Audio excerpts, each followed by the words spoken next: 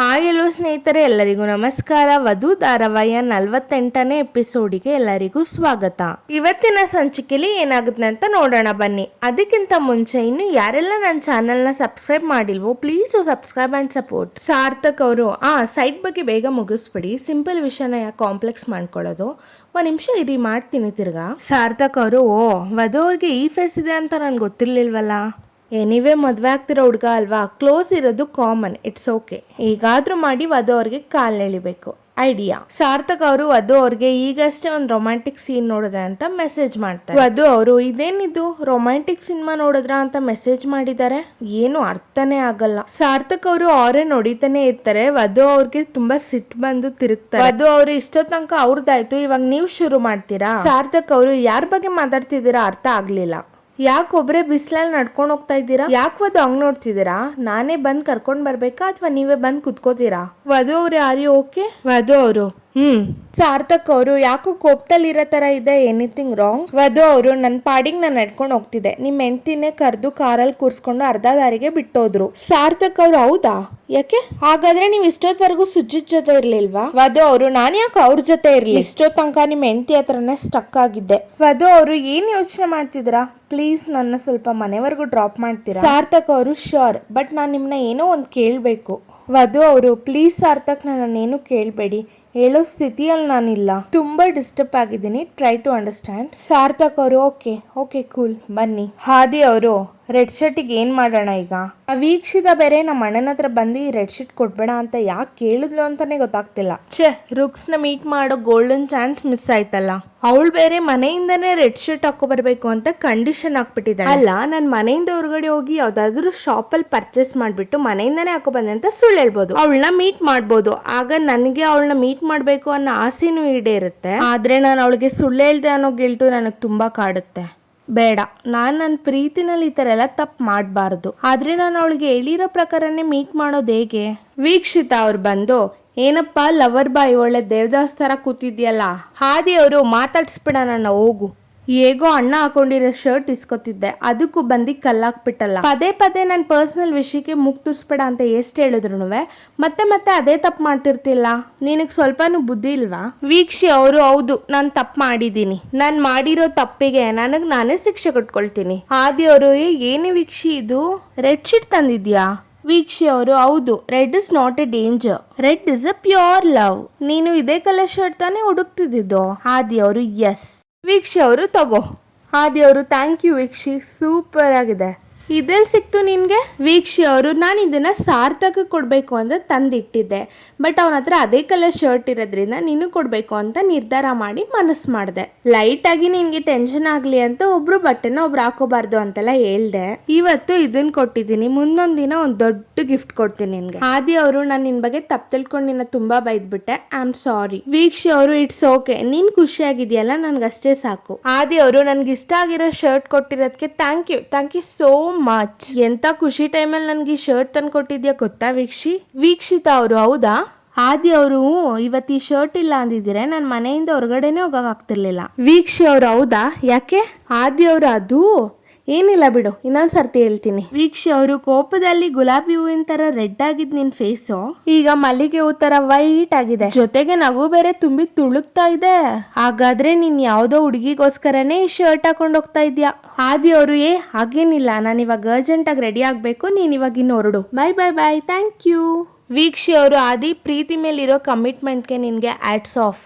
But ನೀ ಪ್ರೀತಿಸ್ತಾ ಇರೋ ರುಕ್ಸು ನಾನೇ ಅಂತ ಅನ್ಕೊಂಡ್ರೆ ನೀನ್ ಏನ್ ಅನ್ಕೋತೀಯೋ ಏನೋ, ಇಮ್ಯಾಜಿನ್ ಮಾಡ್ಕೊಂಡ್ರೇನೆ ಭಯ ಆಗುತ್ತೆ. ಆದ್ರೆ ಎಷ್ಟು ದಿನ ಅಂತ ಈ ಐಸ್ ಪೈಸ್ ಆಡಕ್ಕಾಗುತ್ತೆ, ಎಲ್ಲದಕ್ಕೂ ಎಂಡ್ ಇದ್ದೇ ಇರುತ್ತಲ್ವಾ? ಸಾರ್ಥಕ್ ಅವರು ಮನ್ಸಲ್ಲಿ ಅನ್ಕೋತಾರೆ, ಪಾಪ ಇವ್ರ ಮುಖ ನೋಡಿದ್ರೆ ಪ್ರಿಯಾಂಕಾ ಎಷ್ಟು ತಲೆ ತಿಂದಿದ್ದಾಳೆ ಅಂತ ಗೊತ್ತಾಗ್ತಿದೆ. ಇಷ್ಟು ಒಳ್ಳೆ ಮನ್ಸಿರೋ ಇವ್ರಿಗೆ ಆ ಸುಜಿತ್ ಕಡೆಯಿಂದ ಮೋಸ ಆಗಕ್ಕೆ ನಾನ್ ಬಿಡಲ್ಲ. ಯಶೋಮತಿ ಅವರು ದೇವ್ರೆ ಏನ್ ಆಗ್ತಿದ್ಯಪ್ಪ, ಎಂತ ಪರಿಸ್ಥಿತಿ ತಂದಿಟ್ಬಿಟ್ಟಪ್ಪ ನನ್ನ ಜೀವನದಲ್ಲಿ. ಸಾರ್ಥಕ್ ಹೇಳಿದ ಅವ್ನ ಫ್ರೆಂಡಿನ ಕತೆ ಅವನ್ ಕತೆನೆ ಆಗದೆ ಇರ್ಲಿ, ಸಾರ್ಥಕ್ ಇಂದ ಪ್ರಿಯಾಂಕಾಗೆ ಯಾವುದೇ ರೀತಿ ಅನ್ಯಾಯ ಆಗ್ಬಾರ್ದು. ಅದಕ್ಕೆ ನನ್ನ ಆಸ್ತಿಲಿ ಅರ್ಧ ಭಾಗನ ಪ್ರಿಯಾಂಕಂಗೆ ವಿಲ್ ಮಾಡ್ತೀನಿ ಅಂತ ನಾನು ವಧು ಹತ್ರ ಹೇಳಿದ್ದು. ಆದ್ರೆ ಈ ವಿಷಯದಲ್ಲಿ ನಾನು ದುಡುಕ್ಬಿಟ್ನಾ? ವಧು ಹತ್ರ ಹೇಳ್ಬಾರ್ದಾಗಿತ್ತ? ವಧು ಸಾರ್ಥಕ್ ಜೊತೆ ಕ್ಲೋಸ್ ಆಗಿ ಮಾತಾಡ್ತಾಳೆ, ಅವ್ನ ಕೇಸ್ಗಳೆಲ್ಲ ಹ್ಯಾಂಡಲ್ ಮಾಡ್ತಾಳೆ.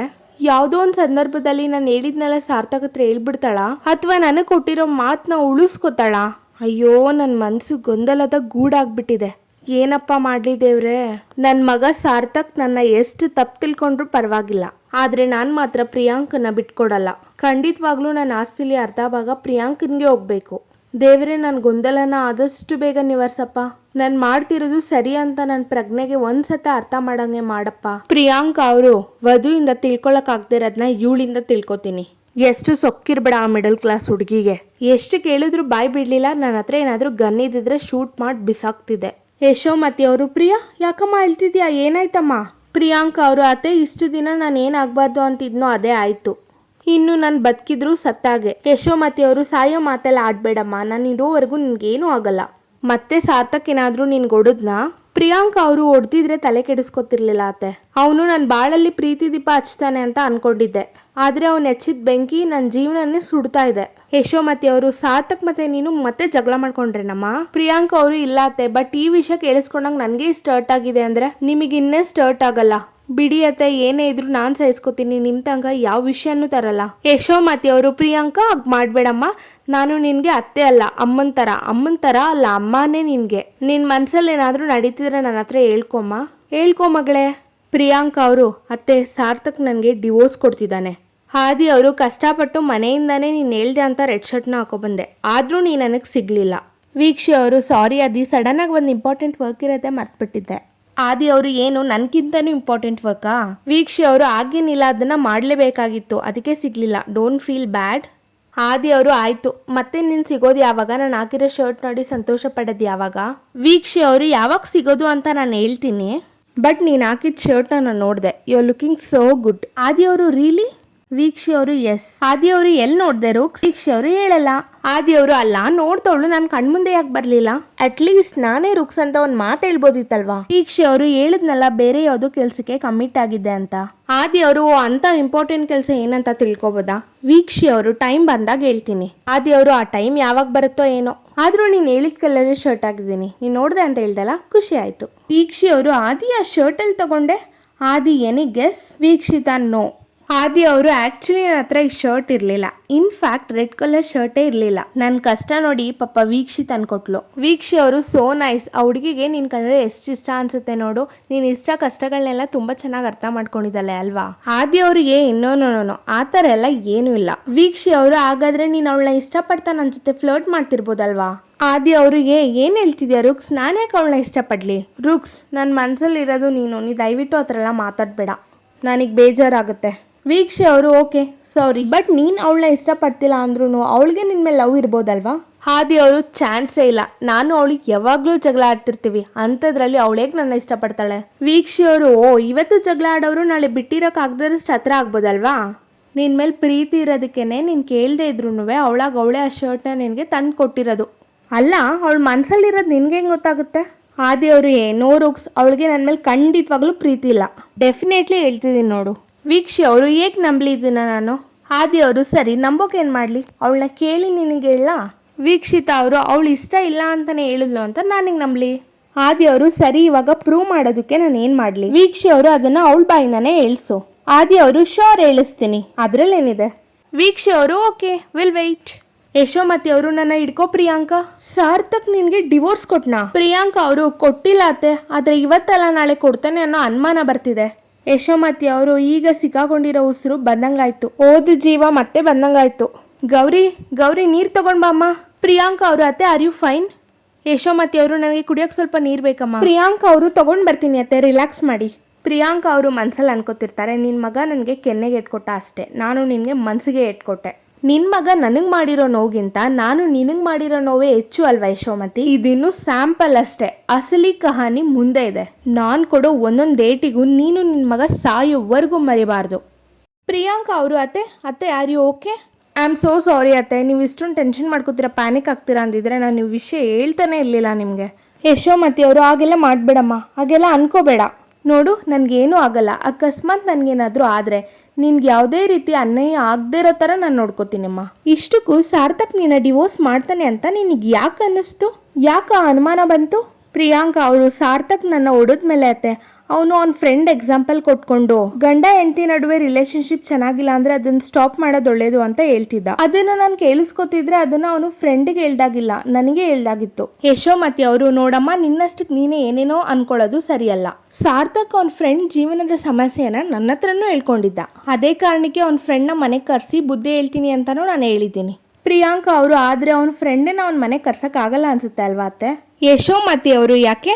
ಪ್ರಿಯಾಂಕಾ ಅವರು, ಅವರಿಬ್ರು ಮಧ್ಯೆ ಸಮಸ್ಯೆ ಹೆಚ್ಚಾಗಿದ್ರೆ ಸಾರ್ಥಕ್ ಕರ್ದ ಅಂತ ಅವ್ರು ಹೇಗ್ ಬರ್ತಾರೆ ಅತ್ತೆ? ಯಾಕೆ ಬರ್ತಾರೆ? ಯಶೋಮತಿ ಅವರು, ಹಿರಿಯರ್ ಮಾತು ಕೇಳಲಿಲ್ಲ ಅಂದ್ರೆ ಹಾಳಾಗೋದು ಅವ್ರ ದಾಂಪತ್ಯನೇ, ಅವ್ರ ಜೀವನನೇ. ಆಗಿನ ಕಾಲದಲ್ಲೆಲ್ಲ ಲಕ್ಷ ದಂಪತಿಗಳಿಗೆ ಒಂದೇ ಡಿವೋರ್ಸ್ ಆಗ್ತಿತ್ತೇನೋ. ಪ್ರಿಯಾಂಕಾ ಅವರು, ಹೌದಾತೆ, ಅವಾಗೆಲ್ಲ ಗಂಡ ಹೆಂಡತಿ ಇಷ್ಟೊಂದು ಅನೋನ್ಯವಾಗಿರ್ತಿದ್ರ? ಯಶೋಮತಿ ಅವರು, ಗಂಡ ಹೆಂಡತಿಯ ದಾಂಪತ್ಯದ ಮಧ್ಯೆ ಬಿಗುಮಾನ, ಅನುಮಾನ, ನಾನು ಅನ್ನೋ ಸ್ವಾಭಿಮಾನ ಕೂಡು ಕುಟುಂಬದ ಮಧ್ಯೆ ಕೂಡ ಅಲ್ಲಲ್ಲಿ ಆಗ ತಲೆ ಎತ್ತುತ್ತಾನೇ ಇತ್ತು. ಯಶೋಮತಿ ಅವರು, ಕೂಡು ಕುಟುಂಬ ಹೆಸರೇ ಚೆನ್ನಾಗಿದೆ ಅಲ್ವಾ?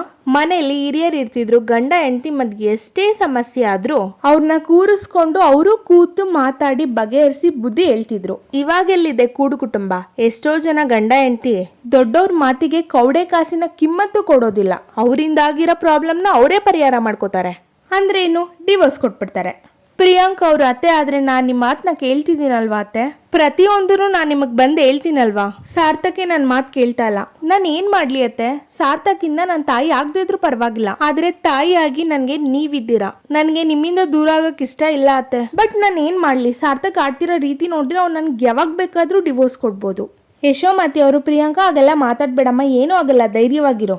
ಯಶೋಮತಿ ಅವರು ಮನ್ಸಲ್ಲಿ ಅನ್ಕೋತಾರೆ, ನನ್ನ ಸೊಸೆಗೆ ನಾನು ಧೈರ್ಯ ಹೇಳ್ತಿದ್ರು ಇವಳ ಜೊತೆ ಸಾರ್ಥಕ್ ಇರ್ತಾನೆ ಅನ್ನೋ ಧೈರ್ಯ ನನಗೆ ಇಲ್ವಲ್ಲ. ಪ್ರಿಯಾಂಕಾ ಅವರು, ಅತ್ತೆ ನನ್ಗನ್ಸೋ ಪ್ರಕಾರ ಸಾರ್ಥಕ್ ಫ್ರೆಂಡ್ ಡಿವೋರ್ಸ್ ವಿಚಾರನ ವಧುಗೆ ಹೇಳಿರ್ತಾನೆ. ಆದ್ರೆ ವಧುಗೆ ಹೇಳಿರೋದು ನಮ್ ವಿಷಯನ ಅವ್ನ ಫ್ರೆಂಡ್ ವಿಷಯನ ಅಂತ ಕೇಳಿ ತಿಳ್ಕೊಬೋದಲ್ವಾ? ಯಶೋಮತಿ ಅವರು, ನೀನೇನು ಯೋಚನೆ ಮಾಡ್ಬೇಡಮ್ಮ, ಎದ್ರುಕೋಬೇಡ. ಸಾರ್ಥಕ್ ವಧು ಹತ್ರ ಮಾತಾಡಿದ್ದು ಅವ್ನ ಫ್ರೆಂಡ್ ವಿಷಯನೇ. ಅವನು ಫೋನ್ ಮಾಡಿ ವಧು ಹತ್ರ ಅವ್ನ ಫ್ರೆಂಡ್ ಡಿವೋರ್ಸ್ ವಿಷಯನ ಮಾತಾಡ್ಬೇಕಾದ್ರೆ ನಾನು ಅಲ್ಲೇ ಇದ್ದೆ. ವಧು ಹತ್ರ ಯಾವುದೇ ಕಾರಣಕ್ಕೂ ಅವ್ನ ಫ್ರೆಂಡ್ಗೆ ಡಿವೋರ್ಸ್ ಕೊಡ್ಸ್ಬಾರ್ದು ಅಂತ ಮಾತು ತಗೊಂಡಿದ್ದೀನಿ. ಪ್ರಿಯಾಂಕಾ ಅವರು, ಆಗಿದ್ರೆ ಅದು ನಮ್ ವಿಷಯ ಅಲ್ಲ ಅಲ್ವತ್ತೆ? ಆದ್ರೆ ನಿಮಗಿದೆಲ್ಲ ಹೇಗ್ ಗೊತ್ತಾಯ್ತು ಅತ್ತೆ? ಯಶೋಮತಿ ಅವರು, ಏನೋ ಒಂದು ಮುಖ್ಯವಾದ ನಿರ್ಧಾರ ಮಾಡ್ಬೇಕಾಗಿತ್ತು, ಅದಕ್ಕೆ ಅಲ್ಲಿಗೆ ಹೋಗಿದ್ದೆ. ಪ್ರಿಯಾಂಕಾ ಅವರು, ಮುಖ್ಯವಾದ ನಿರ್ಧಾರ ಅಂದ್ರೆ? ಯಶೋಮತಿ ಅವರು, ಸಮಯ ಬಂದಾಗ ನಿನ್ಗೆ ಎಲ್ಲ ಗೊತ್ತಾಗುತ್ತೆ. ಅಲ್ಲಿವರೆಗೂ ನೀನ್ ನನ್ನ ಹತ್ರ ಏನು ಕೇಳಬೇಡ.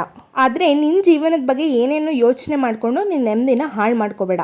ನಿನ್ನ ಆರೋಗ್ಯನ ಕೆಡ್ಸ್ಕೋಬೇಡಮ್ಮ. ನಿನ್ನನ್ನು ನೀನು ಚೆನ್ನಾಗಿ ನೋಡ್ಕೊ. ಯಾವುದೇ ಕಾರಣಕ್ಕೂ ನಾನು ನಿನ್ನ ಕೈ ಬಿಡೋದಿಲ್ಲ. ಏನೇ ಆದ್ರೂ ನಿನಗೆ ನಾನು ಅನ್ಯಾಯ ಮಾಡೋದಕ್ಕೆ ಬಿಡೋದಿಲ್ಲ. This is my promise to you. Priyanka ಅವರು, ಥ್ಯಾಂಕ್ ಯು ಅದೇ, ಥ್ಯಾಂಕ್ ಯು ಸೋ ಮಚ್. ನೀವು ನನ್ನ ಜೊತೆ ನಿಂತಿದ್ದೀರಾ ಅನ್ನೋ ಧೈರ್ಯದಲ್ಲೇ ನಾನು ಇನ್ನೂ ಇದ್ದೀನಿ. ಇದಾಗಿತ್ತು ಇವತ್ತಿನ ಸಂಚಿಕೆ ಸ್ನೇಹಿತರೆ. ಮುಂದಿನ ಸಂಚಿಕೆಯೊಂದಿಗೆ ಸಿಗ್ತೀನಿ. ಎಲ್ಲರಿಗೂ ಧನ್ಯವಾದಗಳು.